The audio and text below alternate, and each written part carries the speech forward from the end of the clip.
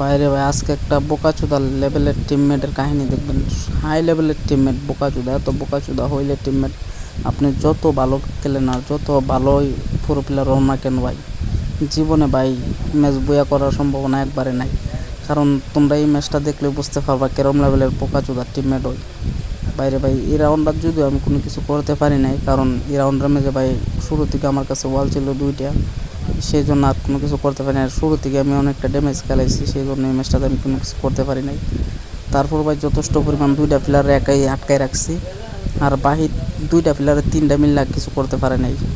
তো যাই হোক এই দুনটা তারপর সুইটা চলে যায় এদিকে, যাওয়ার পর কী করার এখন দেখতে পারবা 1 ভার্সেস 2 সিচুয়েশন হয়ে যাব।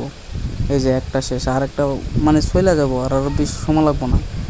আমি ভাই কুমার মানে এই ম্যাচটার ম্যাচ আমি এত হাই লেভেল ছিলাম, কি কমো, এত হাই লেভেলের কনফিডেন্স ছিলাম যে ম্যাচটা যেমন বাইর করে লাগবো। কিন্তু এইসব হালার লাগে কি ম্যাচ বাই করবা, মানে যে কেউ গালি দিতে বাধ্য হইব ভাই। যদি কোনো টিমমেট হই মানে টাস করে পড়ে যায়, আর একজনের কিল দেখলে ভাই সবাই অবাক হয়ে যাবে। যাই হোক ম্যাচটা দেখো, আর আমি যার ম্যাচ মোটামুটি অনেকটা মারা খায় যায়, ওয়াল ছিল না। তারপরে ওই যে ওয়ালটা ফাইটা যা, আমি কোনো ভুল করছি কোনটা কি ওই জায়গায় কাবার নিয়ে, আমি যদি ওই দেওয়ালটার পিছনে কাবার নিতাম তাহলে আর আমার সমস্যা হতো না, এই যে ম্যাচটা বাইর করে দিতে পারতাম। এই যে যার ম্যাচ আমার কাছে ওয়াল নেই, কিচ্ছু নেই, একটাই তো যাইতে জুতা ফলাই দিতাম, কিন্তু 2টা কী করার। তোমরা কার সাথে এরকম বোকাচোদা টিমমেট পরে বইলো তো, আর এরকম হাই লেভেলের বোকাচোদা টিমমেট কল যারা মানে কিল কী কম অনেক বেশি কিল হয়।